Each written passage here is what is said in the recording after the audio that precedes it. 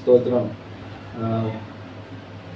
சில பலவீனங்கள் இருந்தாலும் கூட கர்த்தர் இருந்த நாளிலே பலப்படுத்தி இருக்கிறார். அல்லேலூயா. மீகா தீர்க்கதரிசன புஸ்தகம் 2வது அதிகாரம் 13வது வசனத்தை வாசிக்கலாம். மீகா தீர்க்கதரிசன புஸ்தகம் 2வது அதிகாரம் 13வது வசனம். கர்த்தர் நமக்கு இந்த வருஷத்தில் தந்த வாக்குத்தத்த வார்த்தையை தொடர்ந்து சில காரியங்களை சொல்லும்படியாக நடத்தப்படுகிறபடினாலே உங்களுக்கு இதை சொல்ல விரும்புகிறேன். தடைகளை நீக்கப்படுகிறவர் அவர்களுக்கு முன்பாக நடந்து போகிறார். அவர்கள் தடைகளை நீக்கி வாசலால் உட்பிரவேசித்து கடந்து போவார்கள். அவர்கள் ராஜா அவர்களுக்கு முன்பாக போவார். கர்த்தர் அவர்கள் முன்னணியில் நடந்து போவார். அல்லேலூயா. தடைகளை நீக்கி போடுகிறவர். தடைகள் பல நேரங்களிலே தடைகள் வந்து நம்மை ஸ்தோத்திரம் முன்னேற விடாதபடிக்கு தடுத்து கொண்டிருக்கிறது. ஆண்டவர் சொல்கிறார், நான் செய்கிறதை தடுப்பவர் யார்? அல்லேலூயா. அப்படியானால் அவர் செய்கிற காரியம் தடுக்க யாராலும் முடியாது. ஆனா நாம் செய்ய நினைக்கிற காரியங்கள் நிறைய நேரத்துல அது தடையாகவே இருக்கிறது. நாம் ஒன்று நினைக்கிறோம், அது தடையாக மாறிவிடுகிறது. சில காரியங்களை தொடங்குகிறோம், தடையாக மாறிவிடுகிறது. ஆனால் கர்த்தர் இந்த வருஷத்தில் நமக்கு தருகிற வாக்குத்தத்தம், தடைகளை நீக்கி போடுகிறவர் முன்பாக போகிறார். அல்லேலூயா. நம்முடைய வாழ்க்கையில சில காரியங்கள் நமக்கு தடைகளை நினைத்து நம்ம புலம்புகிறோம். வசனம் தந்தா சரிதான், ஆனால் வசனம் தந்த நாளிலிருந்து எந்த காரியமும் தடை இல்லாமல் இல்லை, தடைகள் தானே வந்து கொண்டு இருக்கிறது என்று சொல்லி அநேக நேரத்தில் நாம் சிந்திக்கக்கூடிய காரியங்கள் நமக்கு நடக்கலாம். ஆனால் ஒன்றே புரிந்து கொள்ளணும், தடை இருக்கிறது அறிந்தால்தான் தடையை நீக்கப்படுகிறவரை நாம் பார்க்க முடியும். ஆமென். அல்லேலூயா. இஸ்ரவேல் ஜனங்களை எகிப்திலிருந்து வந்த போது அதுவரைக்கும் அவங்களுக்கு தடையாக இருந்தது பார்வோன், அவனுடைய ஊழியர்கள், அவனுடைய அதிகாரம் எல்லாம் தடையாக இருந்தது. ஆனால் கர்த்தர் விடுதலையாக்கி அந்த தடைகள் எல்லாம் மாற்றி விடுதலையாக்கி கொண்டு வரும்போது ரொம்ப சந்தோஷமா என்ன பண்ணாங்கன்னா அவங்க அங்கிருந்து புறப்பட்டு வந்தார்கள்.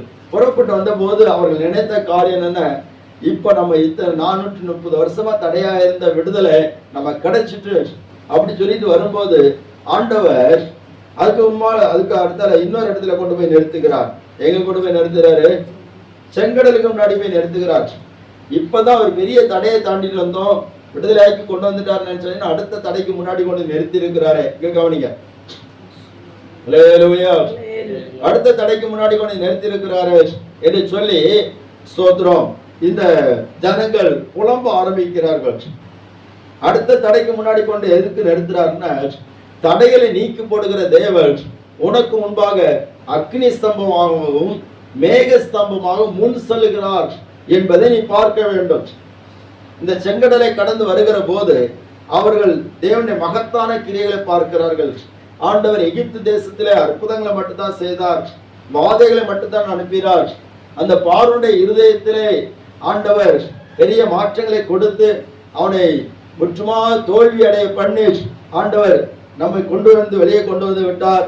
அவனுடைய தேவர்கள் ஆனாலும் சரி, அவனுடைய அதிகாரம் ஆனாலும் சரி, எல்லாவற்றிலிருந்து கர்த்தர் விடுதலையாக்கி நம்மை கொண்டு வந்து விட்டார். இப்பொழுது ஒரு பெரிய தடைக்கு முன்னாடி கொண்டு நிறுத்தி இருக்கிறாரு. இந்த தடையை தாண்டி எப்படி போன்னு சொல்லி அவர்கள் எல்லாரும் கலங்கி நின்ற போது அந்த தடைகளுக்குள்ளாலேயே கர்த்தர் ஒரு பாதையை உண்டு பண்ணினார். அல்லேலூயா. அந்த செங்கடலை ஆண்டவர் 2ஆக பிரித்து ஜனங்களை நடத்துகிறார். இந்த தடையை அவர்கள் கடந்து வருகிற போது இவர்களுக்கு வழிவிட்ட செங்கடல் பார்வோனையும் அவனுடைய சேனைகளையும் முற்றுமாக மூழ்கடித்து விட்டது என்பதை நம்ம பார்க்கிறோம். அல்லேலூயா. ஒரு மனிதன் வேதத்தை விசுவாசிக்காத ஒரு மனிதன் சொன்னானா, இந்த செங்கடல்ல சோதர ரொம்ப ஆழம் ஒன்றும் கிடையாது, அந்த ஆழமில்லாத அந்த கணுக்கால் அளவு நனையக்கூடிய தண்ணீர்கள் தான் ஆண்டவர் நடத்தி சென்றார். அதனால இது பெரிய அற்புதம் கிடையாது சொல்லி வாதிட்டானாம். உடனே இந்த வேதத்தை மிகவும் நேசிக்கிற ஒரு தேவ மனுஷன் சொன்னானா, நீ நினைக்கிறபடி கணுக்கால் அளவான தண்ணீரிலே கர்த்தர் ஜனங்களை நடத்திருப்பாரானால் அதே தண்ணீரிலே பார்வோனுடைய சேனைகள் எல்லாம் மூழ்கடிக்கப்பட்டு இறந்தது, அது பெரிய அற்புதம் தானே. அல்லேலூயா, அல்லேலூயா. செங்கடல் நூற்றுக்கணக்கான அடி ஆழங்கள் உள்ள அந்த தண்ணீரை ஆண்டவர் பிளந்து நம்முடைய ஜனங்களை நடத்தினார். ஸ்தோத்திரம். அதை விசுவாசிக்க முடியாவிட்டால் பின்னாடி வந்த பார்வோனுடைய சேனையும் பார்வோனுடைய சேனைகள் எல்லாம் மூழ்கடிக்கப்படக்கூடிய அளவுக்கு கர்த்தர் தண்ணீரை வைத்திருந்தார். அல்லேலூயா. அந்த அளவுக்கு மிகப்பெரிய ஆட்களை மூழ்கடிக்கக்கூடிய, குதிரைகளை மூழ்கடிக்கக்கூடிய, பெரிய சேனைகளை மூழ்கடிக்கக்கூடிய ஸ்தோத்திரம் அவ்வளவு தண்ணீர் அதுல இருக்கிறது. அது எல்லாவற்றையும் பிளந்து ஆண்டவர் தம்முடைய ஜனங்களை நடத்தி கொண்டு வந்து விட்டார்.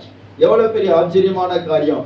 இதே போலத்தான் நம்முடைய குடும்பங்களிலே, நம்முடைய தனிப்பட்ட வாழ்க்கைகளிலேயும் வருகிற எல்லா விதமான சூழ்நிலை கர்த்தர் நமக்காக முன் சென்று தடைகள் எல்லாம் நீக்கி போடுவார். அல்லேலூயா. கர்த்தருடைய நாமம் மகிமைப்படுவதாக. 3 விதமான காரியத்துக்கு இருந்த தடைகளை கர்த்தர் நீக்கி போடுவார் சொல்லி நம்ம தியானித்தோம். முதலாவது ஸ்தோத்திரம், ஆண்டவர் சிறையிருப்புக்கான தடையை கர்த்தர் நீக்குவார் சொல்லி நம்ம தியானித்தோம். இரண்டாவது, பொக்கிஷங்களுக்குரிய அல்லது நமக்கு வர வேண்டிய ஆசீர்வாதங்கள், நம்ம கண்டுகொள்ளக்கூடிய பொருளாதார நன்மைகள், ஸ்தோத்திரம் மறைந்து கிடக்கிற காரியங்கள் எல்லாவற்றையும் பெற்றுக்கொள்வதற்கான தடைகளை கர்த்தர் நீக்குவார் சொல்லி கடந்த வாரத்தில் தியானித்தோம். இந்த வாரத்திலே கூட இன்னொரு வார்த்தை கூட நம்ம தியானிக்க போகிறோம். மீகா தீர்க்கதரிசன புஸ்தகம் 2வது அதிகாரம் 12வது வசனத்தை ஒருவர் வாசிக்கலாம். யாக்கோபின் ஜனங்களே, உங்கள் எல்லாரையும் நான் நிச்சயமாய் கூட்டுவேன், இஸ்ரவேலின் மீதியானவர்களை நிச்சயமாய் சேர்ப்பேன், கோஸ்ராவின் ஆடுகளைப் போல் அவர்களை ஏக கூட்டமாக்குவேன், தன் தொழுவத்துக்குள்ளே சேர்ந்த மந்தைக்கு சமானமாய் ஜனத்திரளினாலே இரைச்சல் உண்டாகும் என்று சொல்லி ஆண்டவர் மீகாவை கொண்டு சொல்லுகிறார். இந்த பட்டணம் ஸ்தோத்திரம் ஏற்கனவே ரொம்ப ஆசீர்வாதமா இருந்த பட்டணம், தேவனுடைய கிரிகளை பார்த்த பட்டணம் இப்பொழுது வெறுமையாக்கப்படுகிறது. அங்கே இருந்த ஜனங்கள் எல்லாரும் சிதறடிக்கப்படுகிறார்கள். பூமியின் சகல தேசங்களுக்கு சிதறடிக்கப்படுகிறார்கள். பாபிலோனுக்கு சிறையாக கொண்டு போகப்படுகிறார். அந்த காலகட்டம் வருகிறது. அந்த நேரம் வருகிறதை முன்னறிந்த மீகா அந்த நாட்களுடைய தீர்க்கதரிசனத்தில் சொல்லுகிறார். என்ன சொல்லுகிறார்னா, பட்டணங்களிலே, இந்த பட்டணங்களிலே குடிகளற்று இருந்தார்கள், ஜனங்கள் இல்லாமல் இருந்தார்கள், வெறுமையாக இருந்தது. ஒரு வீடு ஆட்கள் இல்லாமல் இருந்தால் எப்படி இருக்கும்? பாலடைஞ்சு போய் கிடக்கும். தூசியும் குப்பையும் ஸ்தோத்திரம் தேவையில்லாத ஜீவராசிகளாம் உள்ள இருக்கும். அல்லேலூயா. ஆமா, ஒரு வீட்டு ஒரு ரூம்ல ஆளே பரமாத்மா இல்லைன்னு சொன்னா அந்த ரூம் எப்படி இருக்கும்? ஸ்தோத்திரம் பால் அடைஞ்சு போயிடும். ஆமா, ஒரு மாசம் கழிச்சு அந்த ரூமை திறந்தாலே நம்ம உள்ள நுழையும் போதே பிடிச்சு இருக்கும். என்னது? வலை, சலஞ்சி வலை பிடிச்சு இருக்கும். 1 வருஷம் 2 வருஷம் அந்த ரூமை பூட்டி போட்டாங்கன்னா இன்னும் ஏராளமான உயிரினங்கள்லாம் உள்ள வந்துடும். எலிகள் வரும், என்னென்னமோ வந்துடும். ஸ்தோத்திரம். நமக்கு தெரிந்த ஒரு வீட்டில் மேல் மாடி சொன்னா ஓட்டு வீடு தான். ஆனால் அந்த ஓட்டில் உள்ள சூடு கீழே வராமல் இருக்கிறதுக்கு பலகை அடிச்சிருக்கிறாங்க இடையில. அந்த பலகைக்கு, அந்த மேல உள்ள ஓட்டுக்கும் அந்த பலகைக்கு இடையில மரநாய் குடி கொண்டு குடும்பம் நடத்தி ஸ்தோத்திரம் பயங்கர பிரச்சனை. ராத்திரிலாம் ஒரே ஓட்டமும் சாட்டமுமா மரணாய். பாலடைஞ்ச இடங்கள்ல இப்படிப்பட்ட ஸ்தோத்திர கொடிய விலங்குகள் வந்து என்ன செய்யுது? தங்குது. அவ பாழாய் போன அந்த ஸ்தலம், ஜனங்கள் இல்லாது இருக்கிற ஸ்தலம், வெறுமையா இருக்கிற அந்த ஸ்தலத்தை கர்த்தர் எப்படி மாற்றுவார் சொன்னால், இஸ்ரவேல் நான் நிச்சயமா உங்களை எல்லாரையும் கூட்டுவேன் என்று சொல்லுகிறார். எல்லாரையும் இந்த இஸ்ரவேல் தேசத்துக்கு கூட்டி சேர்ப்பேன். ஸ்தோத்திரம். இஸ்ரவேலின் மீதியானவர்கள் நிச்சயமாய் சேர்ப்பேன். போஸ்ராவின் ஆடுகளைப் போல ஏக கூட்டமாவார்கள். அல்லேலூயா. அவளை ஏக கூட்டமாக்குவேன். ஸ்தோத்திரம்.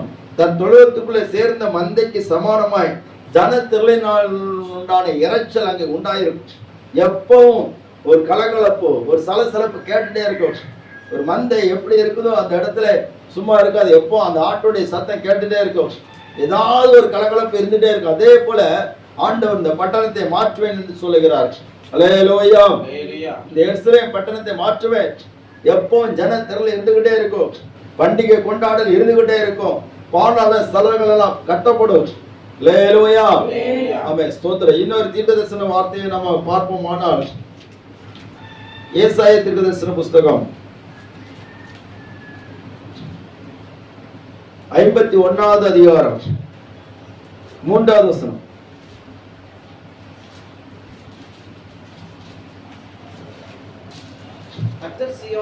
கர்த்தர் சீயோனுக்கு ஆறுதல் செய்வார், அதின் பாழான ஸ்தலங்களை எல்லாம் தேர்தலை செய்து அதன் வனாந்தரத்தை ஏதேனை போலவும் அதன் அவாந்தர வழியை கர்த்தரின் தோட்டத்தை போலவும் ஆக்குவார்.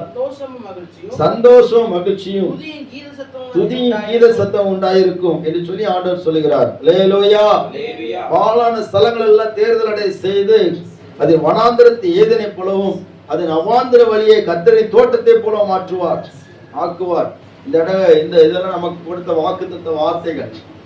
நம்ம அந்த செம்மணல்ல உட்கார்ந்து ஆண்டவர் ஆராதித்த போது தேவன் கொடுத்த வாக்குத்தத்தம். அல்லேலூயா. ஆமா, ஸ்தோத்திரம். செம்மணல்ல உட்கார்ந்து ஆராதிச்சோம்.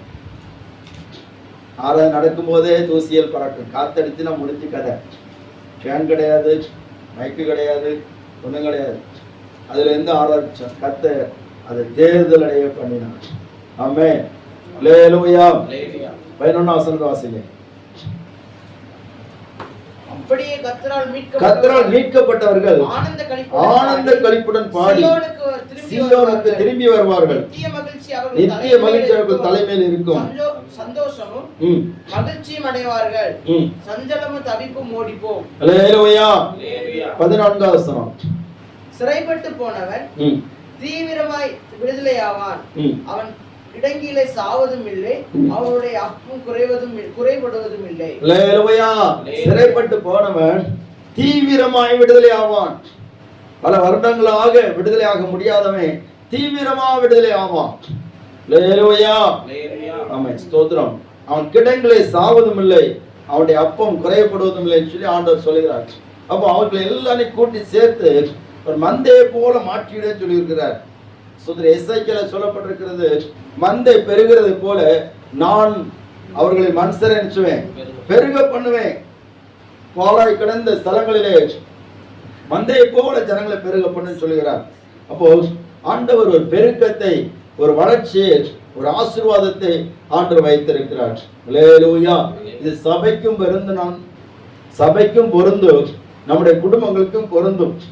பாருங்க, யாக்கோபு ஒரு மந்தை வைத்திருந்தால் அந்த மந்தை பெருக பெருக அவன் 2 பரிவாரங்களை உடையவனா மாறினான். ஆமென். அல்லேலூயா. அவன் சொல்லுகிறான், கையும் கோலுமாக இந்த யோர்தானை கடந்து போனேன், ஆனா இப்பொழுது பார்க்கிறபடி 2 பரிவாரங்களை உடையவனாக மாறினேன். அப்போ அது ஒரு ஆசீர்வாதம், ஒரு உயர்ந்த ஸ்தானம். கர்த்தர் நாம் ஒவ்வொருவரையும் பெருக பண்ணி ஒரு உயர்ந்த ஸ்தானத்திலே ஆண்டவர் நம்மை கொண்டு போய் விடுவார். அல்லேலூயா. ஒருவேளை இந்த நாட்களிலே நம்ம பார்க்கும்போது ஒரு பரதேசியை போல இருக்கலாம். ஸ்தோத்திரம். போதுமான அளவுக்கு நமக்கு பொருளாதார சூழ்நிலைகள் இல்லாமல் இருக்கலாம். ஆனா நாட்கள் வரும், அந்த நேரத்தில் ஆண்டவர் நமக்கு சொல்லி ஒரு பரிவாரத்தை வைத்திருப்பார். ஆமென். அல்லேலூயா. இந்த யாக்கோபுக்கு 2 பரிவாரங்கள். எப்படின்னு சொன்னா, ஒன்னு பிரிச்சு அவங்க அண்ணனுக்கு அனுப்பிட்டான். ஸ்தோத்திரம். ஒன்னு இவனுக்கு இருக்குது, இதுவே இவனுக்கு தாங்க கூடாம இருக்குது. அப்படின்னா அந்த 2 பரிவாரங்களை நான் உடையவனா மாறிட்டேன். வெறும் கையும் கோலாட்டு தான் போனேன், எனக்கு எந்த உதவியெல்லாம் ஒண்ணும் இல்லை. பாருங்க, யாக்கோபு போகும்போது யாக்கோபுக்கு ஏதாவது கொடுத்து விட்டாங்களா? பிரியமான அம்மா ஒருத்தங்க இருந்தாங்களே, ஏதாவது கொடுத்து விட்டாங்களா? இல்ல. இவன் எதுக்கு போறான்?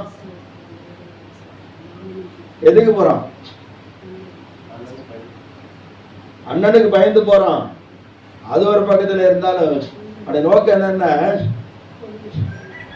ரெபேக்காளுடைய அண்ணன் லாபானுடைய வீட்டுல போய் நிச்சனும் பொண்ணு பார்க்க. அல்லேலூயா. ஈசாக்குக்கு பொண்ணு பார்க்க போச்சுமே சும்மா அனுப்புனாங்களா இல்லையா? இல்ல. ஈசாக்கு பொண்ணு பார்க்கும்போது வேலைக்காரன் கையில 10 ஒட்டகங்கள், வேண்டிய திரவியங்கள் எல்லாவற்றையும் கொடுத்து வேலைக்கார கையில் அனுப்பி விடுறாங்க. ஆனா அந்த ஈசாக்கு யாக்கோபுக்கு பொண்ணுக்கு பார்க்க போவதுக்கு அவனே அனுப்புறான். ஒரு நயா பைசா கொடுத்து விடல. அல்லேலூயா. இவருக்கு கொண்டு பார்க்கும்போது 10 ஒட்டகங்கள் நிறைச்சி பரிவாரங்கள் அனுப்பி விட்டான். ஆனா அந்த யாக்கோபு போச்சுமே ஒண்ணுமே அனுப்பல.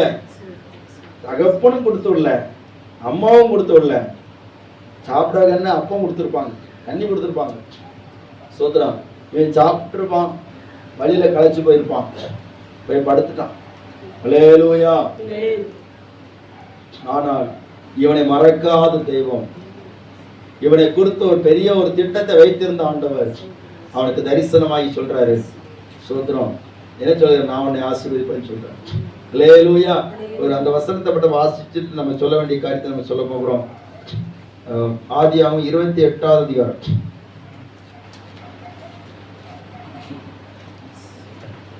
20வது வசனத்தை வாசிங்க. அப்பொழுது யாக்கோபு, தேவன் என்னோட இருந்து நான் போகிற இந்த வழியிலே என்னை காப்பாற்றி உண்ண ஆகாரமும் எனக்கு தந்து என்னை தகப்பன் வீட்டுக்கு சமாதானத்தோட திரும்பி வர பண்ணுவாரானால் கர்த்தர் எனக்கு தேவனாக இருப்பார். அல்லேலூயா. கவனிங்க, ஏன் இப்படி யாக்கோபு சொல்லணும்? ஆண்டவர் சொல்றாரு, உனக்கு உன் சந்ததிக்கு நான் இந்த இடத்துல தருவேன்பா அப்படின்னு சொல்றாரு, நீ பரம்பு அப்படிங்கிறார். ஆனா இந்த யாக்கோபு தேவனை பார்த்து சொல்லுகிற வார்த்தை என்ன சொன்னால், என்ன சொல்லுகிறான்னா, தேவரீர் என்னோடு கூட இரு ஆண்டவரே. ஏன் சொல்றான்? அவன் கூட ஒருத்தருமே ஒரு அல்லேலூயா சொல்லுங்க. அல்லேலூயா. நான் தனியா தான் ஆண்டவரே போறேன், என் கூட ஒருத்தருமே இல்லை, நீ என்னோடு கூட. சில பிரச்சனைகள் நம்ம தனியா சந்திக்கிறோம், யாருமே இல்லை.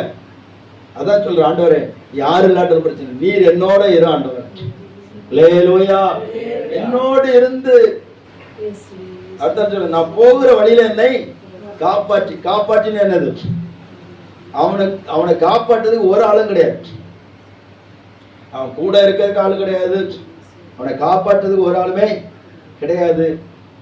எல்லா ஆபத்தில் நிறைந்த இடம், அந்த வனாந்தரத்துல கல்லர்கள் இருப்பாங்க, காட்டு மிருகங்கள் இருக்கும், இயற்கையின் சூழ்நிலைகள் இருக்கும், பனி பெய்யும், வெயில் அடிக்கும், இதெல்லாம் சூழ்நிலையும் என்னை காப்பாற்ற யாருமே கிடையாது ஆண்டவரே. ஸ்தோத்திரம். அல்லேலூயா. ஆனா நீர் என்னை காப்பாற்று. தேவ பிள்ளைகளே, நம்மளே எந்த ஆபத்து வந்தாலும் காப்பாற்ற ஒருத்தரம் கிடையாது. ஸ்தோத்திரம். அவனுக்கு அப்பா இல்லாம இல்லை, அம்மா இல்லாம இல்லை, அண்ணன் இல்லாம இல்லை, எல்லாரும் இருந்தாலும் யாரும் அவனை காப்பாற்றுறதுக்கு யாருமே கிடையாது. அல்லேலூயா. ஸ்தோத்திரம். குணசாலிதான், குடரவாசிதான், ஆனால் அவனை காப்பாற்ற யாரும் கிடையாது. அதனால சொல்லுகிறான், ஆண்டவரே நீர் தான் என்னை காப்பாற்றணும். தொடர்ந்து சொல்லுகிறான் பாருங்க. ஸ்தோத்திரம். உண்ண ஆகாரம் எனக்கு தரணும் ஆண்டவரே. அப்படின்னா கொண்டு போன ஆகாரம்லாம் தீர்ந்து போச்சு, எனக்கு ஆகாரம் தரக்கு யாரும் கிடையாது. அல்லேலூயா. நீர் தான் எனக்கு வேண்டிய ஆகாரத்தை தரணும். எங்க போய் சாப்பிடுவேன்னு தெரியாது, எங்க போய் தண்ணி குடிப்பேன்னு தெரியாது, நீர் தான் எனக்கு தரணும். ஒண்ணுமே கையில இல்லை, யாரும் இல்லை, காப்பாற்றுறதுக்கு ஆள் கிடையாது, சாப்பிட ஆகாரம் கிடையாது. அல்லேலூயா. சாப்பிட ஆகாரம் இருந்துன்னா அவன் ஆண்டவரை பார்த்து சொல்லியிருக்க மாட்டான், ஆண்டவரை எனக்கு ஆகாரத்தை தான்னு சொல்லியிருக்க மாட்டான். சொல்லியிருப்பானா? சொல்லியிருக்க மாட்டேன். நிறைவேற்ற நீங்க இயேசுவை தேடுங்க, எதுக்கு தேடணும் அப்படிங்கிறாங்க. உங்களை ஆண்டவர் ஆசீர்வதிப்பார். எங்களுக்கு இருக்கிற ஆசீர்வாதமே போதும். அல்லேலூயா. உங்களுக்கு என்ன ஆசீர்வாதம் இருக்குது? உங்ககிட்ட என்ன இல்லை, அது எல்லாம் எங்ககிட்ட இருக்கு. நாங்க ஆண்டவரை தேடல, எங்களுக்கு பணத்துக்கு பணம் இருக்கு. அல்லேலூயா. ஒரு பண்டிகை வந்துன்னா, ஒரு நாள் வந்துன்னா நாங்கள் லட்சக்கணக்கில் செலவுப்படுறோம், உங்களால முடியுதா அப்படின்னு கேள்வி கேட்பாங்க. எங்களுக்கு தான் எல்லாம் இருக்குது, எங்களுக்கு ஏன் ஆண்டவர் தேவை அப்படிம்பாங்க. ஸ்தோத்திரம். அல்லேலூயா. அதனால தான் நம்ம தேசத்தில் உள்ள பெரிய பெரிய தொழில் அதிபர்களை சந்திப்பது ஒரு கடினமான காரியமா இருக்கு. ஆனா தேவன் கிரியை செய்வாரானால் அந்த கடினம்லாம் மாறிடும். அவங்க எவ்வளவு நிர்பந்தமான நிலைமையில இருக்குன்னு சொல்லி உணர வைப்பாங்க. ஆமென். அல்லேலூயா. கவனிங்க. அப்ப எல்லாம் இருந்துன்னா ஆண்டவரை தேடுவதற்கான மனமில்லை. ஸ்தோத்திரம். வேண்டிய எல்லாம் இருக்குது, எனக்கு ஆகாரம் இருக்குது, எனக்கு நல்ல சாப்பாடு இருக்குன்னு சொன்னா அவன் ஆண்டவர்கிட்ட கேட்க வேண்டிய அவசியம் இல்லை. அவனுக்கு ஒண்ணுமே இல்லாதனாலதான் ஆண்டவரை எனக்கு வேண்டிய ஆகாரத்தை நீர் தான் நிச்சயணும். ஒரு அழைச்சம் பார்ப்போம். அடுத்த சொல்றாரு, உடுக்க வஸ்திரமும் எனக்கு தந்து. அப்போ உடுக்க வஸ்திரம், மாற்று வஸ்திரம் கிடையாது. ஒரே ஒரு வஸ்திரம் தான் அவன் உடுத்திருக்கிறான். ஒரே வஸ்திரம் தான். யாரும் கிடையாது, காப்பாற்ற ஆள் கிடையாது, சாப்பிட ஆகாரம் கிடையாது, மாற்றதுக்கு வஸ்திரம் கிடையாது. எனக்கு வஸ்திரம் நீர் தான் தரணும். நான் இப்ப போயாச்சுன்னா அதுல மாற்றுவதற்கு வஸ்திரம் கிடையாது, நீர் தான் தரணும். அடுத்தல பாருங்க, என்னை என் தகப்பன் வீட்டுக்கு சமாதானத்தோட திரும்பி வர பண்ணுவார். ஆனால் அப்படின்னா சமாதானத்தோட திரும்பி வருவோன்னு நம்பிக்கை கிடையாது. எங்க அப்பா விட்ட எங்க அப்பாவை மறுபடியும் பார்ப்பேன்னு நம்பிக்கை கிடையாது. இப்படிப்பட்ட நிலைமையில தான் நான் இப்ப போறேன், அண்ணனுக்கு தப்பி ஓடி போறேன். ஆண்டவரே, நான் போகிற இடத்துல இருந்துடக்கூடாது ஆண்டவரே, மறுபடியும் நான் திரும்பி வரணும். நான் போகிறது எனக்கு சுய தேசம் கிடையாது. நான் திரும்பி வந்து என்னுடைய தகப்பன் வீட்டுக்கு வரணும். எப்படி வரணுமா? சமாதானத்தோட வரணும். அல்லேலூயா. இதே போலதான் ஆண்டவர் செய்கிறார். சிறையிருப்பில் இந்த ஜனங்களை சமாதானத்தோட கொண்டு வருகிறார். கொண்டு வந்து பரிவாரங்களாக மாற்றுகிறார். மந்தையை போல பெருக பண்ணுகிறார். அப்போ அவர் மந்தையை போல நம்ம பெருக பண்ணணும்னு சொன்னார். நம்முடைய குடும்பங்களை மந்தையை போல ஆசீர்வதிக்கணும்னு சொன்னார். மந்தையை போல வேண்டிய எல்லா நன்மைகளை கதை தந்து நடத்தணும்னு சொன்னா ஆண்டவர் சொல்லுகிறார். யோவான் சுவிசேஷம் 10வது அதிகாரத்துக்கு நேராக நம்முடைய சிந்தனைகளை திருப்புவோம்.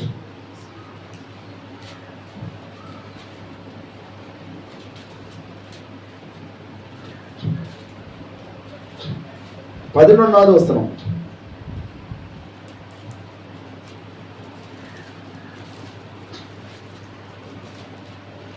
நானே நல்ல மேய்ப்பன். எடுத்தீங்களா?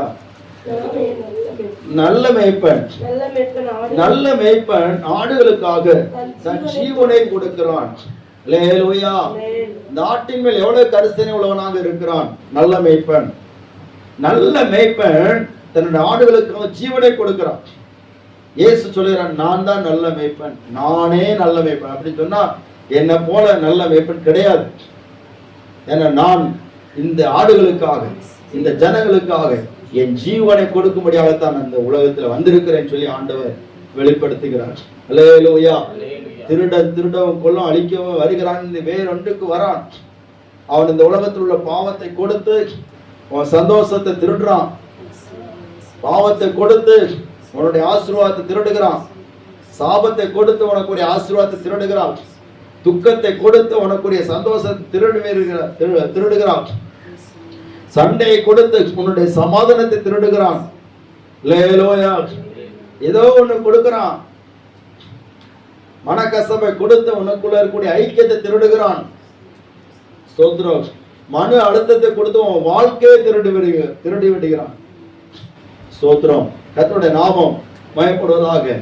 கடந்த நாளில் ஒரு சகோதரிக்கு போன் பண்ணும் போது அவங்க சொன்ன காரியம், பாஸ்டர் சாகலான் இருக்கிறோம் பாஸ்டர். ஏன்?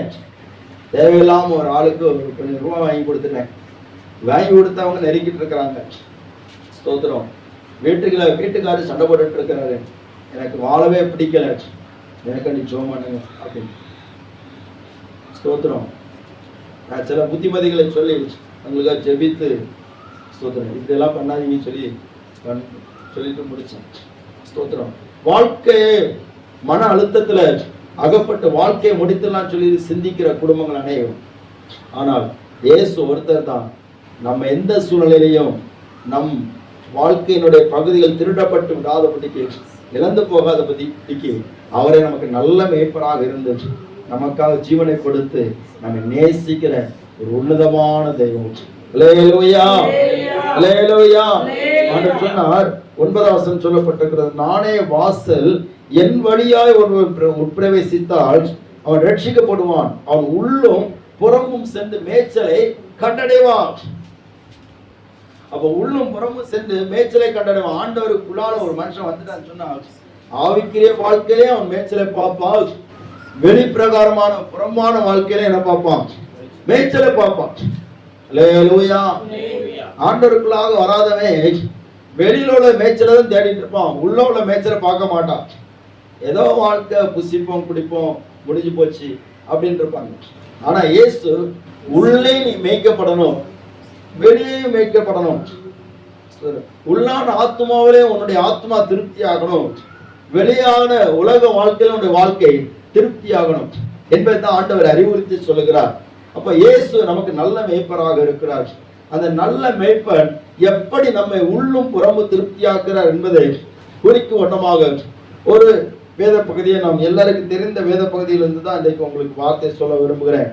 சங்கீதங்களின் புஸ்தகம் 23ஆம் சங்கீதம். யாவரும் எளிதாக புரிந்து கொள்வதற்கான ஒரு வார்த்தைகளை தாவீது மிகவும் நேர்த்தியாக சொல்லுகிறதை பார்க்க முடிகிறது. அல்லேலூயா. சங்கீதம் 23ஆவது சங்கீதம் நமக்கு எல்லாருக்கும் தெரியும். சோத்திரம். இந்த சங்கீதத்தை இப்போ மனப்பாடமா சொல்ல சொன்னா நம்ம எல்லாரும் சொல்லிடுவோம், பிள்ளைங்க கூட சொல்லிடுவாங்க. சொல்லிடுவீங்களா? ஒரு அழைச்சுங்க அல்லேலூயா, ஒரு அழைச்சுங்க அல்லேலூயா. இந்த 23ஆம் சங்கீதத்தை காணாம சொல்லிடுவோம் சொல்றவங்க மட்டும் ஒரு அழைச்சு கர்த்தர் ஆசீர்வதிப்பார். சோத்திரம். நான் இப்போ உங்கள்கிட்ட டெஸ்ட் பண்ண போறது கிடையாது, சொல்ல முடியாட்ட அவருக்கு வாசிருங்க. கர்த்தர் ஆசீர்வதிப்பார். அல்லேலூயா. அப்போ தாவீது தேவனை தன்னுடைய சொந்த மேய்ப்பராக அனுபவித்து அவன் எழுதுகிறான். அவன் காட்டிலே இருந்த போது, தனியா இருந்த போது, ராஜாவாவதற்கு முன்பதாகவே இந்த வார்த்தைகளை அவன் எழுதி வைத்திருக்கிறார். எப்படி கர்த்தர் தன்னுடைய மேய்ப்பனாக இருக்கிற போது தன்னை எப்படி ஆசீர்வதிக்கிறார், எப்படி நடத்துகிறார், எப்படி பெருகப்படுகிறார், எப்படி ஒரு நம்பிக்கை தருகிறார் என்பதை குறித்து இந்த வார்த்தையை நாம் பார்க்க முடிகிறது. அப்படியானால் ஆண்டவர் ஸ்தோத்திரம் நம்மை எப்படி மந்தையை போல பெருக பண்ண சொன்னா அவர் நமக்கு பிரதான மேய்ப்பராக இருக்கிறார். அல்லேலூயா, அல்லேலூயா. ஸ்தோத்திரம். அவர் நமக்கு பிரதான மேய்ப்பராக இருக்கிற போது ஸ்தோத்திரம் நம்முடைய வாழ்க்கை மிகவும் செழித்திருக்கக்கூடியதாக இருக்கிறது. நம்முடைய பலவீனங்களை கர்த்தர் மாற்றுகிறவராக இருக்கிறார். இன்னொரு வசனத்தை கூட நம்ம வாசிப்போம். அந்த பகுதி அப்படி இருக்கட்டும், இன்னொரு வசனத்தை கூட வாசிங்க. எசேக்கியேல் தீர்க்கதரிசன புஸ்தகம்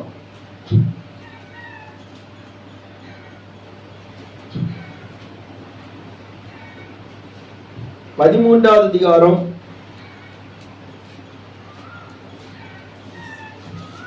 12வது வசனத்தில் வாசிக்கிறோம்.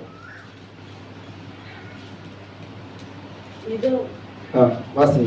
சுவர் விழும்போது 34வது அதிகாரம் 11 வாசிங்க. கர்த்தராகிய ஆண்டவர்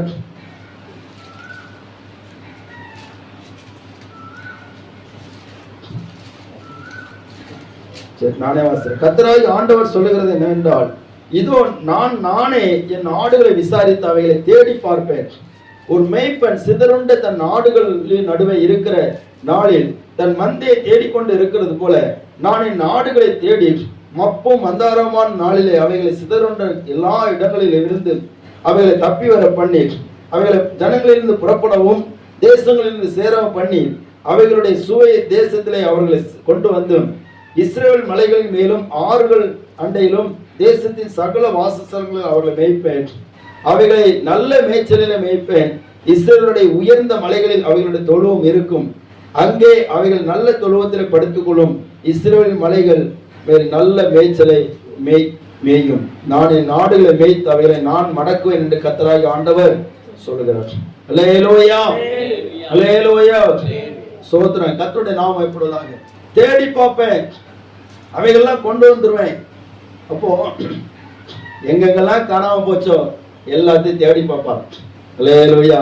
நான் விசுவாசிக்கிறேன் கர்த்தர் அவ்விதமாகவே நம்முடைய சபையை கர்த்தர் அப்படி ஆசீர்வதிப்பார். ஆமென். அல்லேலூயா. ஒரு அருமையான ஒரு ஊழியக்காரர் ஒரு பாட்டு பாடி இருக்காரு. என்ன பாட்டு தெரியுமா? வழி தப்பி போன ஆடு நான் இயேசு தேடி வந்தாரே. வழி தப்பி போன ஆடு நான் இயேசு தேடி வந்தாரே. துதிப்பே துதிப்பே இயேசுவை துதிப்பே துதிப்பே துதிப்பே இயேசுவை துதிப்பே. வழி தப்பி போன ஆடு நான் இயேசு தேடி வந்தாரே. வழி தப்பி போன ஆடு நான் வந்தாரே. அல்லேலூயா. நம்ம வீட்டு வானத்துக்கு ஏறினாலும் நீர் அங்கே இருக்கிறீர் ஆண்டவரே. பாதாளத்துல படுக்க போட்டாலும் அங்கே நீர் இருக்கிறீர் ஆண்டவரே. உமக்கு மறைவா நான் எங்க போவோம் ஆண்டவரே என்கிற சுத்திர அடிகளை அந்த பாடலை நம்ம பார்க்க முடிகிறது. அன்பானவர்களே, ஸ்தோத்திரம். அப்போ வழி தப்பி போன நம்மை ஆண்டவர் கூட்டி சேர்த்திருக்கிறார் சொன்னார். கர்த்தர் நம்மை பெருக பண்ண போகிறார். நம்முடைய குடும்பங்களை கர்த்தர் ஆசீர்வதித்து அவர் நம்மை உயர்த்த போகிறவராக இருக்கிறார். அல்லேலூயா. ஸ்தோத்திரம். கர்த்தருடைய நாமம் இப்பொழுதாக. அப்படியானால் அவர் நம்முடைய மேய்ப்பராக இருந்து அவரை சொல்ல நானே மேய்ப்பேன் சொல்லுகிறார். அப்போ அவர் நம்ம மேய்க்கிற போது என்னென்ன அனுபவங்களிலே கர்த்தர் நம்ம மேய்க்கிறார் நடத்துகிறார் என்று சொல்லி நம்ம பார்க்கும்போது இந்த 23ஆம் சங்கீதத்தில் எடுத்துக்கொள்ளுங்கள். ஸ்தோத்திரம். முதல் வசனத்தை வாசிக்கலாம். கர்த்தர் என் மேய்ப்பரா இருக்கிறார், நான் தாழ்ச்சி அடையேன். அடுத்த வசனம் போதும். அல்லேலூயா. கர்த்தர் என் மேய்ப்பரா இருக்கிறார், நான் தாழ்ச்சி அடையேன் என்று சொல்லப்பட்டிருக்கிறது. இந்த தாவீது தேவனை மேய்ப்பனாக கொண்டிருந்தபடினாலே அவன் வீட்டில இருந்து புறக்கணிக்கப்பட்ட அவன் காட்டிலே தன்னந்தனிமையிலே அவன் போய் கொண்டிருந்தாலும் அவனுடைய நம்பிக்கை எனக்கு ஒரு மேய்ப்பன் இருக்கிறார், நான் இந்த ஆடுகளை எப்படி மேய்த்து அந்த ஆடுகளுக்கு ஒரு குறைவில்லாதபடிக்கு காக்கிறேனோ அதே போல என்னை காப்பாற்றுவதற்கு ஒருவர் இருக்கிறார், அவர் என்னுடைய மேய்ப்பரா இருக்கிற போது நான் தாழ்ச்சி அடையேன். அல்லேலூயா. குறைவு என்பதே இல்லை. அவர் என்ன செய்யறாருன்னா புல்லுள்ள இடங்களில் மேய்க்கிறார். எங்க புல் இருக்குது, எங்க நன்மை இருக்குது, எங்க வருமானம் இருக்குது, எங்க ஆசீர்வாதம் இருக்குது, எங்க நமக்கு திருப்தி இருக்குதோ அங்க நம்மளை மேய்க்கிறார். உள்ளும் புறமும் சென்று நம்ம மேய்ச்சலை கண்டடைய முடியாத நம்ம மேய்க்கிறார். அல்லேலூயா. தாவீது அவன் தன்னுடைய ஆடுகளை அவன் பார்க்கிற போது எங்க மேய்ச்சல் இருக்குன்னு தேடி தேடி போய் அந்த ஆடுகளை நல்லபடியாக மேய்க்கிறான். நல்ல ஒரு மேய்ப்பனாக இருந்திருக்கிறான். இந்த ஆடுகள் அவைகள் ஆங்காரம் இல்லாதபடிக்கு ஒரு நாள் நலிவடைந்தது கிடையாது, பட்டினி கிடந்தது கிடையாது. அந்த ஆடுகள் எல்லா நாளும் புஷ்டியாக இருந்தது. புஷ்டியா இருப்ப காரணம் என்னன்னு சொன்னா அவைகளுக்கு நல்ல மேய்ச்சல் கிடைத்தது. ஆமென். விசுவாசிக்கிறீங்களா? ஆமென். அல்லேலூயா. கர்த்தர் இந்த வருஷத்துல நல்ல மேய்ச்சலை நடத்துவார் சொல்றவங்க மட்டும் ஒரு எழுதி போவோம். அல்லேலூயா. அவர் நல்ல மேய்ச்சலை நடத்தியாச்சுன்னா சீக்கிரத்துல நம்மள கடன் எல்லாம் மாறி. ஸ்தோத்திரம். அவர் நல்ல மேய்ச்சலை நடத்தும் போது நம்ம செய்ய வேண்டிய காரியங்கள்லாம் குறைவில்லாமல் செய்வோம். சங்கீதம் 34ஆம் சங்கீதம் சொல்லப்பட்ட சிங்க குட்டிகள் தாழ்ச்சி அடைந்து பட்டினியா இருக்கும். கர்த்தரை தேடுகிறவர்களுக்கோ ஒரு நன்மையும் குறைபடாது. அப்போ ஸ்தோத்திரம். ஒரு நன்மை குறைபடாதபடிக்கு நம்மை நடத்துவார். நாம் அவருடைய சத்தத்தை கேட்டு நடந்தால் போதும், அவருடைய பாதையில நடந்தால் போதும், அவரை நாம் பின்பற்றி நடந்தால் போதும். அவர் நம்மை ஒரு குறைவற்ற வாழ்க்கையில குறைவுகளை நீக்குகிற ஒரு வாழ்க்கையில அவர் நம்ம நடத்துகிறார். எந்த காரியத்தை நாம் தவித்து நிற்காதபடிக்கு ஏற்ற வேளையிலே சகாயம் செய்கிற கிருபையை நமக்கு கட்டளையிடுவார். அல்லேலூயா. அல்லேலூயா. சில காரியங்கள்ல நம்ம சோர்ந்து போகிறோம். சோர்ந்து போகாதீங்க. ஒருவேளை தேவைகள் இருக்கலாம். நிச்சயமாக நம்முடைய நல்ல மேய்ப்பன் நம்முடைய தேவையை நிறைவாக சந்திக்கக்கூடிய அளவுக்கு கர்த்தர் நம்மை நடத்துவார். ரூத் என்கிற ஒரு ஸ்தோத்திரம் அந்நிய தேசத்து பெண், அவள் கர்த்தரை நம்பி பெத்லகேம் தேசத்துக்கு வந்தாள், யூதேயா தேசத்துக்கு வந்தாள். யூதேயாவிலே இஸ்ரவேல் தேசத்துல ரொம்ப பஞ்சம் பிழைப்பதற்கு தான் மோவாபுக்கு போனார்கள். அப்படியானால் மோவாபு ஒரு ஆசீர்வாதமான ஒரு செழிப்பான ஒரு இடம் தான். அந்த இடத்துல நல்ல ஆறுகள் ஓடுகிறது, நல்ல மழை பெய்கிறது, நல்ல ஒரு செழிப்பான இடம் தான். அந்த இடத்துல இவர் பஞ்சம் பிழைக்க போனார்கள். போன போது இந்த நகோமி அவள் தன்னுடைய புருஷனையும் இழந்தாள், 2 மகன்களையும் இழந்தாள், 2 மருமகள் கிடைத்தார்கள். அதுல ஒருத்தி போயிட்டா, இப்ப ஒருத்தி இருக்கிறாள்.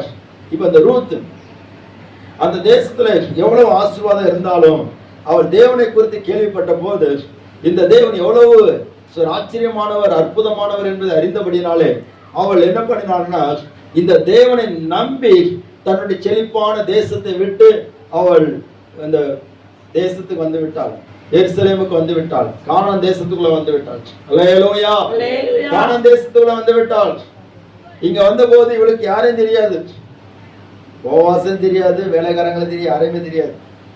இங்க அந்நிய தேசத்திலிருந்து ஒருத்தங்க வாராங்க சொன்னா அங்க உள்ள மக்கள் பரியாசம் பண்ணுவாங்க, அவளை ஏளனமா நினைப்பாங்க, அவலட்சணமா நினைப்பாங்க, அவமானமா பேசுவாங்க. எதுக்கு ஓடி வந்துட்டா தெரியுமா? ஏதோ தப்பு பண்ணிட்டு ஓடி வந்துட்டா அப்படிப்பாங்க. கல் சிலைகளை கொண்டு வந்துட்டா அப்படின்னு சொல்லி தரக்குறைவா பேசுவாங்க. ஆனால் இவள் கர்த்தரை நம்பி வந்தபடினாலே போவாஸ் இந்த ரூத்துக்கு சொல்லுகிற வார்த்தை 2வது அதிகாரம் 12வது வசனம் சொல்லப்பட்டிருக்கிறது. வாசிங்க.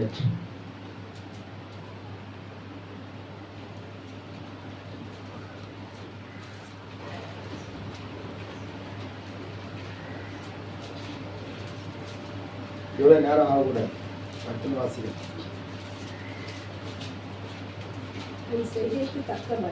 உன் செய்கைக்கு தக்க பலனை கர்த்தர் உனக்கு கட்டளையிடுவாராக.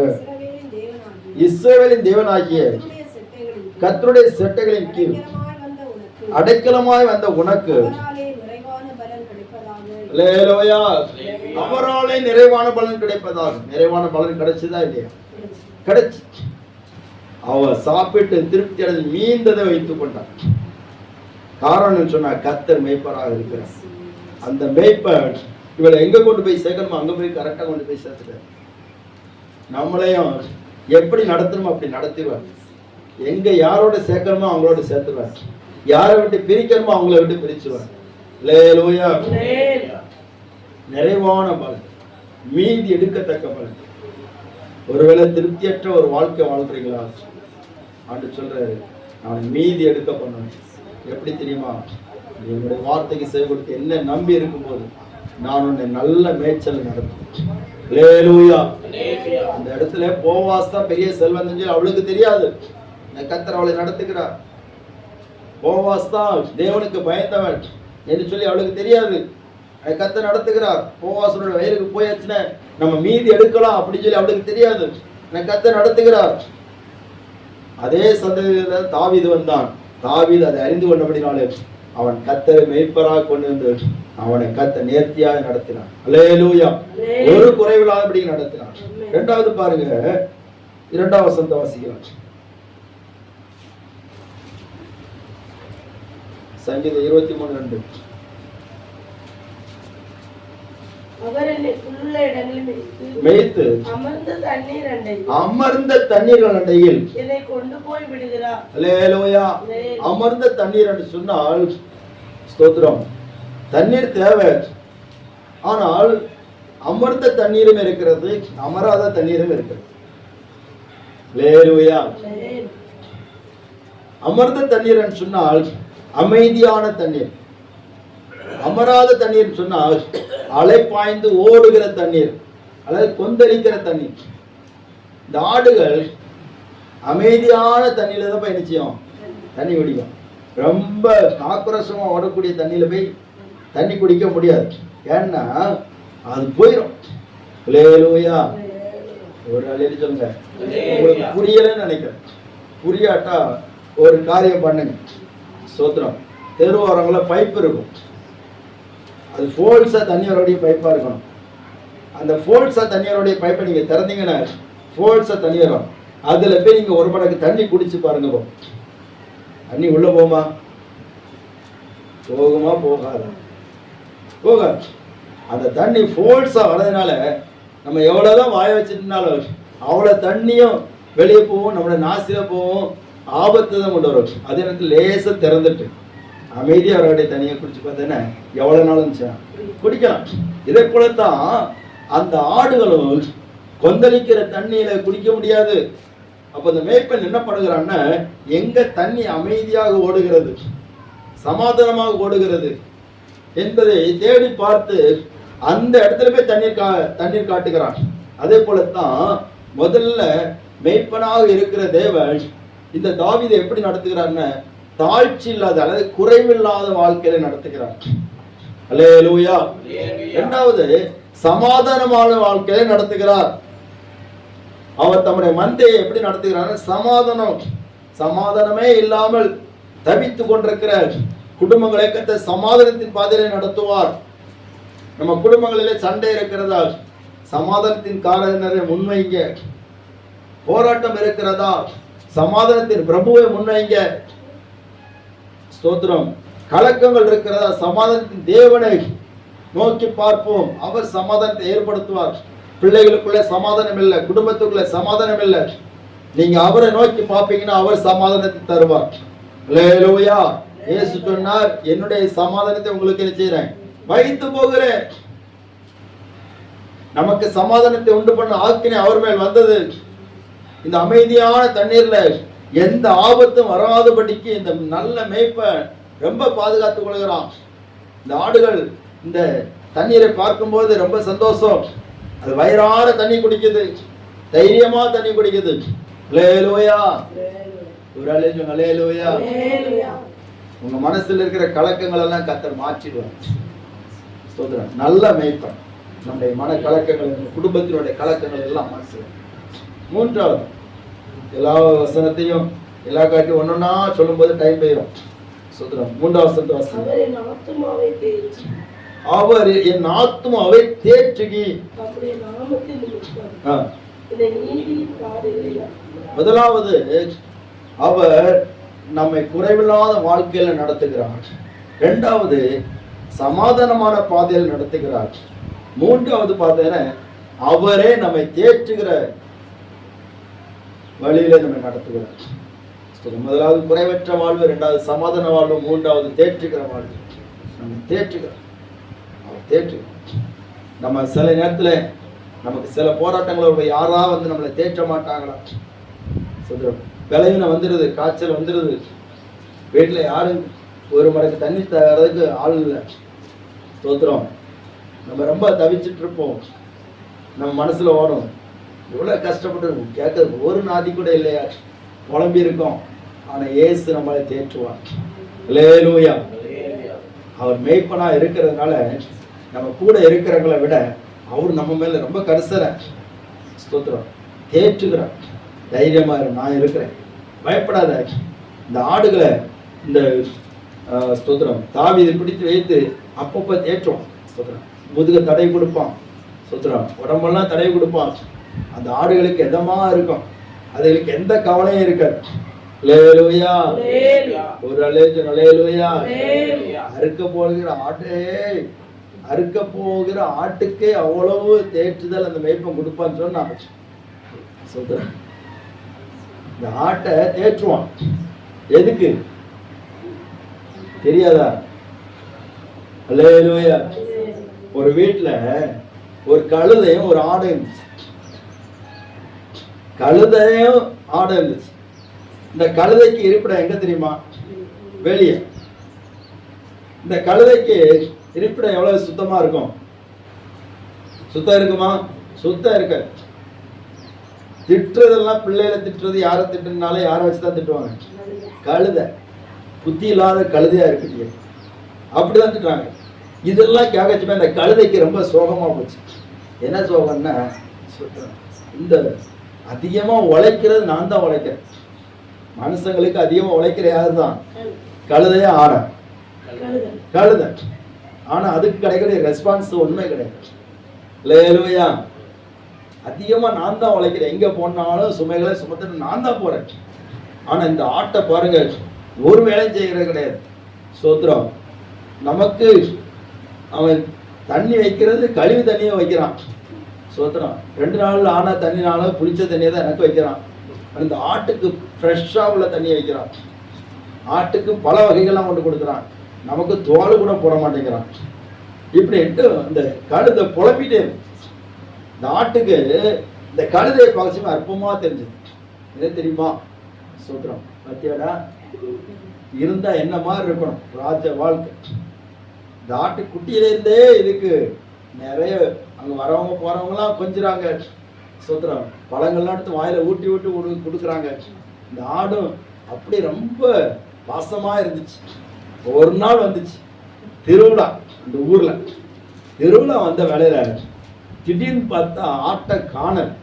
இந்த கழுதை சுத்தர் தேடி தேடி பார்க்குது, ஆட்டை காணலே, என்ன போச்சு, எங்காச்சு இப்போ இந்த டைம்ல தான் கொஞ்சம் வாங்குவோம் அப்படின்னு சொல்லி பார்த்தீங்கன்னா ஆடை காணல. சுத்தர ஆட்டுக்கு உடம்புல உள்ள ஒவ்வொரு பாவங்களும் பீஸ் பீஸாக ஒரு தலை தூக்கிட்டு வாங்க. அல்லேலூயா. அப்ப சொல்றாங்க, இவ்வளவு நாள் இந்த ஆட்டை நம்ம கொழுக்க வச்சு நம்ம வளர்த்த நல்லா வளர்ந்துருந்துச்சு. இப்போ அவங்க வீட்டுல வந்து ஒரு 4-5 குடும்பங்களாம் ஒத்து சேர்ந்தோன்னா எல்லாருக்கும் துண்டு வெட்டி போட்டு கொடுத்தாச்சு. தலை வேற ஒருத்தர் தலையை தூக்கிட்டு வரோம். அப்பதான் பார்த்துச்சு இந்த கழுதை, ஓ இந்த ஆடுதானே அந்த ஆடு. அல்லேலூயா.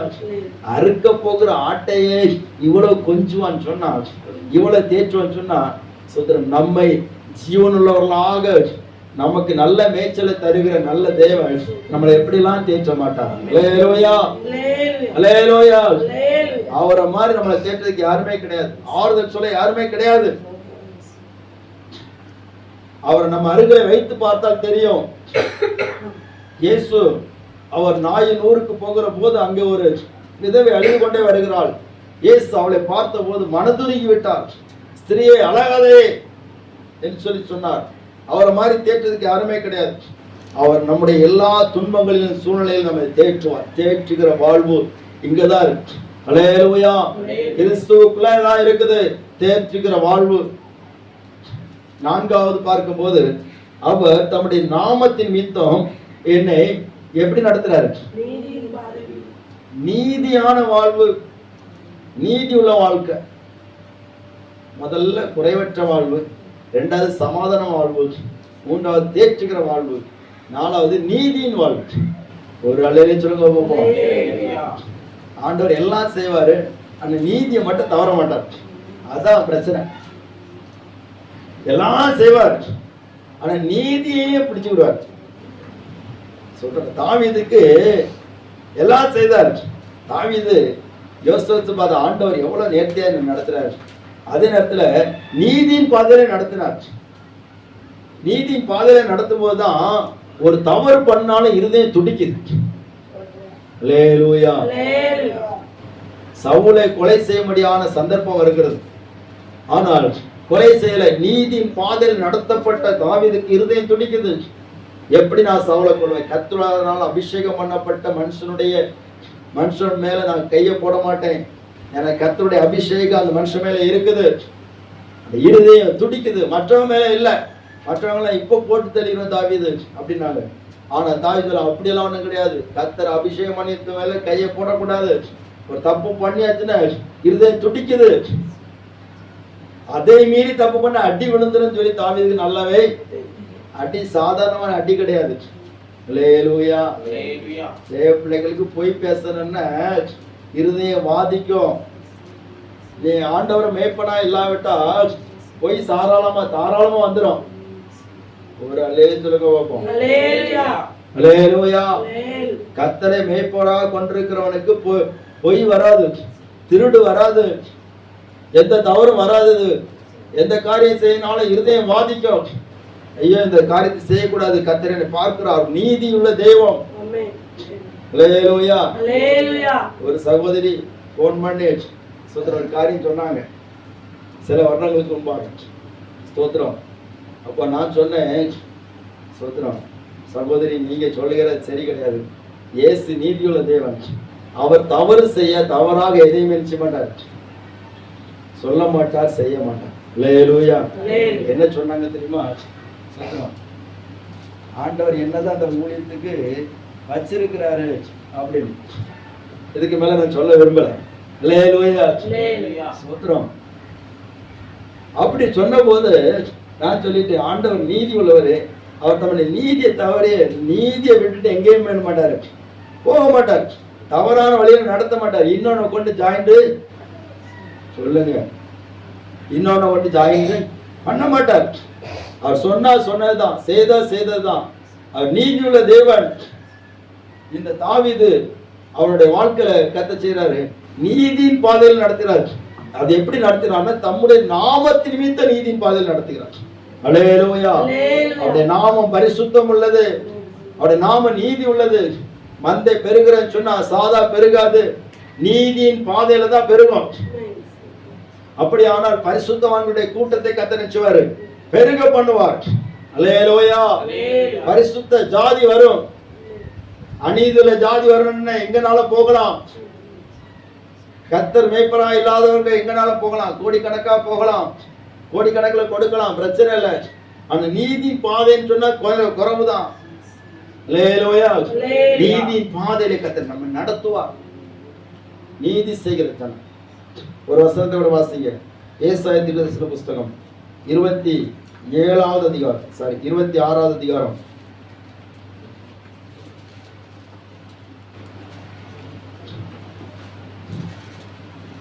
2வது வசனம். சத்தியத்தை கை கொண்டு வருகிற நீதியுள்ள ஜாதி உள்ளே பிரவேசிப்பதற்காக வாசல்களை திறவுங்கள். அல்லேலூயா. சத்தியத்தை கை கொண்டு வருகிற ஜாதி, நீதியுள்ள ஜாதி, அவங்களுக்காக தான் வாசல்கள் திறக்கப்படுகிறது. ஸ்தோத்திரம்.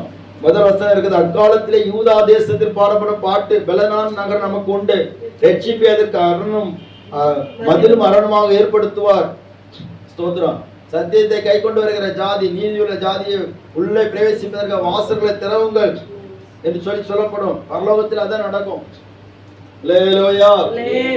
சங்கீதம் 17வது சங்கீதம் சொல்லப்படும், நீதியில் உடைய முகத்தை தரிசிப்பேன், நான் விழிக்கும் போது உடைய சாயலால் திருப்தியாவேன். ஸ்தோத்திரம். நீதியில தான் அவருடைய முகத்தை தரிசிக்க முடியும், அநீதியில தரிசிக்க முடியாது, அசுத்தத்தில் தரிசிக்க முடியாது. ஸ்தோத்திரம். அநித்தியமான பாவ சந்தோஷத்திலே இயேசுவை தரிசிக்க முடியாது. அவருடைய நீதியை அவர் எப்படி வெளிப்படுத்துவார்னா, நம்ம மூலம் தான் இந்த உலகத்தை வெளிப்படுத்துவார். ஆமென். அல்லேலூயா. நாட்ட நீதியின் பாதையில் நடத்துறாருன்னா என்னன்னா, பக்கத்து தோட்டத்தில் திருட விட மாட்டார். நம்ம தலைமை சபையை ஸ்தாபித்த அருமையான ரோசம் அம்மா, அவங்களுடைய சாட்சியை நான் எழுதி கொண்டு வந்தேன். அப்போ அவங்க ஒரு எப்படியும் ஒரு 50 தடவை எழுதி இல்லை. ஸ்தோத்திரம். அவங்க சாட்சி எழுதும் போது ஒரு காரியம், ஒரு நாள் கிருபாசன சர்ச், அந்த சர்ச்சில் தான் போய் ரட்சிக்கப்பட்டாங்க. போய் ஜெபம் பண்ணும் போது ஆண்டவருடைய தரிசனத்தை பெற்றுக்கொள்றாங்க. எப்படின்னு சொன்னா, டிவியில சினிமா பார்க்கற மாதிரி, திரையில சினிமா பார்க்கற மாதிரி சின்ன வயசுல இருந்து அவங்க செய்த எல்லா தவறுகளையும் காட்டி கொடுத்தாங்க. என்ன தவறு தெரியுமா? ஸ்தோத்திரம். பக்கத்து தோட்டத்துல இருந்து மட்டை எடுத்தது, தேங்காய் எடுத்தது, கொச்சங்காய் எடுத்தது, மாங்காய் எடுத்தது, ஸ்கூலுக்கு போகும்போது வரும்போது. அல்லேலூயா. ஒரு அல்லேலூயா சொல்லுங்க. இதெல்லாம் பெரிய தப்பா? ஸ்தோத்திரம். இதெல்லாம் பெரிய தப்பா? பக்கத்து தோப்புல போய் தேங்காய் எடுக்க பெரிய தப்பா? கீழே கிடக்க நான் பழகிட்டு போறேன். ஸ்தோத்திரம். ஆண்டவர் இதெல்லாம் காட்டி கொடுத்தாரு. நீ அடுத்தவனுக்குள்ள நீ எடுக்கிறதே பெரிய தப்பு. ஸ்தோத்திரம். நீதி பாதை நடத்துற இதெல்லாம் பார்த்துட்டு, ஆண்டவரை இதெல்லாம் பெரிய தப்பு ஆண்டவர், நான் பெரிய பாவின்னு சொல்லி கத்த ஆரம்பிச்சுட்டாங்க. அன்னைக்கு ரட்சிக்கப்பட்டாங்க. அல்லேலூயா.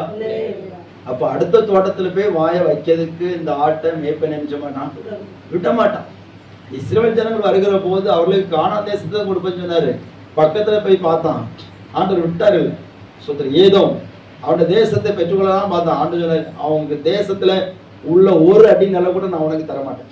உன்னை நான் எங்க கொண்டு போவேன்னா, உனக்குன்னு ஒரு இடம் இருக்கு, அங்க கொண்டு தான் நிறுத்துவேன். அல்லேலூயா. இவரை மாதிரி நீதி உள்ள தேவன் ஒருத்தரும் கிடையாது. அதனால தான் நிறைய பேருக்கு இயேசுவை பிடிக்க மாட்டேங்க.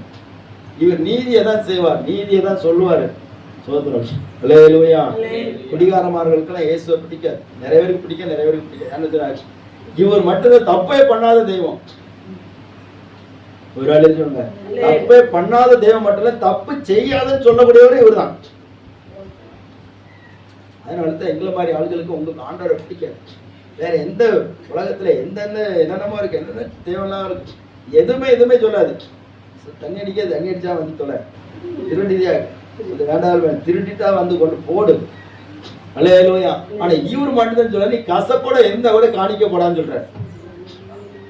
சகோதரன்ட்ட கசப்பு வச்சிருந்தா கூட நீ என்ன செய்யாத, காணிக்கப்பட்ட காணிக்க போடாது. வேசி பணையத்தை நீ தேவாலயத்தை கொண்டு வராது, நாயின் கிரயத்தை கொண்டு வராது. இவர் மட்டும் தான் சொல்ற. அவர் தான் நீதி உள்ளது. அல்லேலூயா. முதல்ல குறைவற்ற வாழ்வு, 2வது சமாதானமான வாழ்வு, 3வது தேர்ச்சிகிற வாழ்வு, 4வது நீதியின் வாழ்வு, 5வது பயமற்ற வாழ்க்கை. 4வது நான் மரண இருளின் பள்ளத்தாக்கில் நடந்தாலும் பொல்லாப்புக்கு பயப்படேன், தேவரே என்னோடு கூட இருக்கிறீர். அல்லேலூயா. பயமற்ற வாழ்க்கை. அவர் மட்டும்தான் சொல்றாரு, நீ பயப்படாதே, நான் ஒண்ணு கூட இருக்கிறேன்னு சொல்றாரு. எப்ப தெரியுமா? மரண பள்ளத்தாக்கு வந்தாலும் நான் அவன் கூட தான் இருப்பேன். அல்லேலூயா. ஒரு அழைத்தல் நோக்கம் பயமற்ற வாழ்க்கை. கிறிஸ்தவ வாழ்க்கைங்கிற பயம் இல்லாத வாழ்க்கை, பயத்தை நீக்கிற வாழ்க்கை. ஸ்தோத்திரம். இந்த ஆடுகளுக்கு பயமே இல்லை.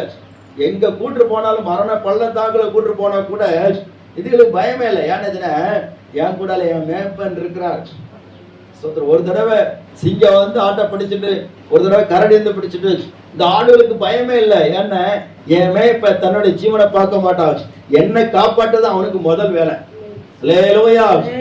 அந்த சிங்கத்தை கிழிச்சிருவான், கரடியை கொன்னுருவான். ஒருவேளை சிங்கம் அவன் மேல பாஞ்சிட்டு சொன்னா அதை பிடிச்சு தரையில அடிச்சு கொன்னுருவான். தைரியம். சோதரன், எந்த போராட்டம் வந்தாலும் நம்மளை பயப்படாம இருக்கக்கூடிய ஒரு நல்ல ஒரு வாழ்க்கை கர்த்தர் நம்முடைய மேய்ப்பனாக இருக்கிறது. ஆமென். எல்லா பயத்துக்கும் அவர் நினைச்சார், நம்மளை நீங்களாக்கி விடுகிறார். ஸ்தோத்திரம். மரண பயத்துக்கு நீங்களாக்கி விடுகிறார். இன்னைக்கு நம்ம மரித்தாலும் மரணத்தை குறித்து பயம் இல்லாமல் இருப்பதற்கு அவர் செய்கிறார். அல்லேலூயா. வீரமா பேசினவங்க கூட மரணத்துல பயந்துறாங்க. ஆனா ஆண்டவருடைய பிள்ளைகளுக்கு மரணத்தை குறித்து பயமே இல்லை. ஏன்னா தேவன் என்னோடு கூட இருக்கிற ஒரு தேவ மனுஷன் சொல்றாரு. ஸ்தோத்திரம். அங்க தீவிரவாதிகள் அவர் கொலை செய்ய வரும்போது சொல்றாரு, இங்க பாரு, நீ செய்யறத சீக்கிரமா செய். ஸ்தோத்திரம். நீ இங்க, நான் உயிரோடு இருந்தா நான் இங்க இருப்பேன், செத்து போன நான் அவரோட இருப்பேன். அல்லேலூயா.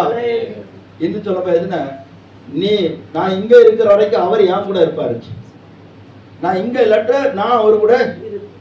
அல்லேலூயா. எத்தனை பேருக்கு நம்பிக்கை இருக்குது? ஸ்தோத்திரம். ஆமென். ஸ்தோத்திரம். அப்படின்னு சொல்லிட்டு வீட்டுல போய் சண்டை போடக்கூடாது. அல்லேலூயா. ஸ்தோத்திரம். எத்தனை சொல்லியிருக்கேன்? 5. சரி, 6வது பாருங்க. 5வது வசனம் சொல்லப்படுகிறேன், சத்துருக்களுக்கு முன்பாக நீர் எனக்கு பந்தியை ஆயத்தப்படுத்தி என் தலையை எண்ணெயால் அபிஷேகம் பண்ணுகிறேன், என் பாத்திரம் ஆயத்தமாக்கப்படுகிற வாழ்க்கை, ஆயத்தப்பட்ட வாழ்க்கை. பாருங்க, ஆண்டவர் எப்பவுமே நம்முடைய ஜனத்துக்காக ஒரு பந்தி ஆயத்தப்படுத்துகிறார். இந்த ஆட்டுக்காக ஒரு பந்தி. ஸ்தோத்திரம். சத்துருக்களுக்கு முன்பாக ஓநாய்கள் வெளியிருந்து பார்க்கும், ஆனா இந்த ஆட்டுக்கு கொழுத்த ஆகாரம் கிடைக்கும். அல்லேலூயா. ஸ்தோத்திரம். இந்த ஆட்டுக்கு எதிரிகள் ஸ்தோத்திரம் பல இடங்களில் சுற்றி வருவாங்க. ஆனா அது நடுவில் இது பயம் இல்லாம இதுக்கு ஆயத்தமாக்கப்பட்டிருக்கிற ஆகாரத்தை இது புசிக்கும். நம்முடைய எதிராளிகள், நமக்கு எதிராக பேசுகிறவர்கள், சதி பண்ணுகிறவர்கள் எவ்வளவுதான் இருந்தாலும் அவங்க முன்னாடி கர்த்தர் நம்மளை வாழ வைப்பார். அல்லேலூயா. அவங்க முன்னாடி நமக்கு ஸ்பெஷலான ஒண்ணு தருவார். ஸ்தோத்திரம். கர்த்தருடைய நாமம் மயப்படுவதாக. இதுக்கு நிறைய சாட்சிகள் உண்டு. சத்துருக்களுக்கு முன்பாக பந்தி ஆயத்தப்படுத்தி என் தலையில ஒரு எண்ணெயும் வைக்கிறார், அபிஷேகத்தை வைக்கிறார். அந்த அபிஷேகம் என்னன்னு சொன்னா, சோதரன், சத்துருக்களுக்கு முன்பாக வருகிற ஆபத்திலிருந்து விலக்கி காக்கிற மட்டுமில்ல, என்னையும் அறியாமல் சில ஆபத்துகள் எனக்கு நேரா வரும். அந்த நேரத்துல இந்த அபிஷேகத்தை எல்லாம் அவைகளை முறியடிக்கும். அல்லேலூயா. ஆட்டை வெளியே அனுப்பும் போது ஆட்டினுடைய தலையில ஒரு தைலத்தை பூசிட்டு தலையில வச்சு விட்டுருவான். அப்போ இந்த ஆடுகளுக்கு வெளியில இருந்து வரக்கூடிய ஓனாய், வேற காட்டு மிருகங்களுடைய ஆபத்துகள் தவிர சின்ன சின்ன வண்டுகள், பூச்சிகளுடைய ஆபத்துகள் வரும். அது நேர போய் காதுக்குள்ள போய் நுழைஞ்சிடும். நுழைஞ்சாச்சுன்னா அது உள்ள போய் குடைய இது எங்கேயாவது போய் முட்டிட்டு செத்துருவேன். அப்ப இதுகளுக்கு தெரியாமலே உள்ள போயிடுது. அப்ப அதுக்கு விளக்கப்படும்படியாக இந்த தைலம் தலையில இருக்கிறதுனால, இந்த வாசனையினால எந்த வண்டும் எந்த பூச்சி காதுக்கு ஆட்டை நெருங்கவே முடியாது. அல்லேலூயா. உங்களே என்னையே பிசாசு தொடாம இருக்க காரணம்னு சொன்ன அபிஷேகம். அல்லேலூயா. அபிஷேகம் இருக்கனாலதான் பிசாசு தொட முடியல. இல்லாட்ட எப்போ ஏப்பம் போட்டிருப்பான். சரி, கடைசியா 6ஆம் வசனம் சொல்லப்பட்டிருக்கிறது, என் ஜீவனுள்ள நாளெல்லாம் நன்மை கிருபை தொடர கர்த்தருடைய வீட்டிலே நீடித்த நாட்களா நித்திய வாழ்வு. ஸ்தோத்திரம். முதல்ல குறைவற்ற வாழ்வு, 2வது சமாதானமான வாழ்வு, 3வது தேர்ச்சிக்கிற வாழ்வு, 4வது நீதியுள்ள வாழ்வு, ஸ்தோத்திரம், 5வது பயமற்ற வாழ்வு, ஆறாவது ஆயத்தமாக்கப்பட்ட வாழ்வு, ஏழாவது நித்திய வாழ்வு. நம்ம எல்லாரும் எழுப்பி நின்று ஜெபிக்கிற ஆண்டவரே, நீரே எங்களுடைய மேய்ப்பராக எங்களை நடத்தும். இன்னும் ஒவ்வொரு வார்த்தைக்கும் அநேக விளக்கங்கள் கொடுப்பதற்கு உண்டு. புரிந்து கொள்வதற்கு சுருக்கமாக சொல்லியிருக்கிறேன். எல்லாரும் இயேசுவே